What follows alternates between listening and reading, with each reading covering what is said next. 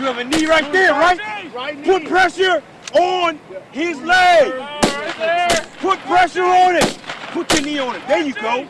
So the mission being accomplished right now is our maneuver live fire exercise, all right, which gives us an opportunity to validate our training, you know, watching these soldiers shoot, move, communicate, and medicate. Once they're set, they'll lay down suppressive fire in order to keep the enemy's head down, and then the other team will move forward, eliminating the enemy.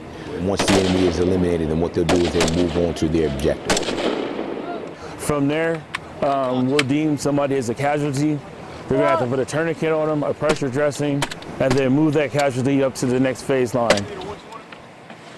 The next phase line, there's a wall there, and they're still making contact with the enemy, but they're gonna have to actually take that casualty and put them on a skid co. Basically, they need to transport that casualty out of the hot LZ. The training out here today is preparing our soldiers for a combat zone. As a combat camera, you never know where you're going to be deployed to. You never know what capacity you're going to have to fill. So at any time, when you're out there with a different unit, which we are a lot, you may have to perform any of these tasks at any given time. So this training prepares our soldiers to be able to step into that role if ever it falls to them. Once they get to that point, they actually have to negotiate with that person on the skid co through a barbed wire obstacle where they're going to have to low crawl. Once they get them through the low crawl, they get to another wall where they engage the enemy again. Medical, this is Concat 1. Radio check over. But now they have to call on the 9-line medevac. 30 seconds left! 30 seconds left! Figure it out! Hurry up! Hurry up! Enemies down, all clear!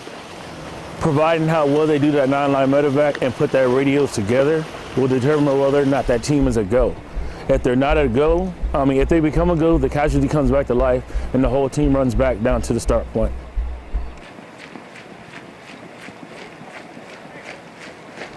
Well, it feels good. It feels good knowing that we are conducting realistic training, but we're not wasting anybody's time. We're out here identifying any shortcomings that soldiers have so we can train those, whatever shortcomings they have, we can bring them up to standard.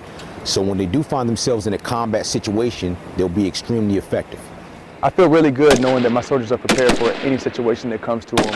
It feels really good to come out here and train my soldiers and make sure that they're just as prepared as I am when they go out, because they may not always have me there with them to give them direction. So as an NCO and as a squad leader, as a leader, it makes me feel really good to know that my soldiers are prepared every time I send them out the door.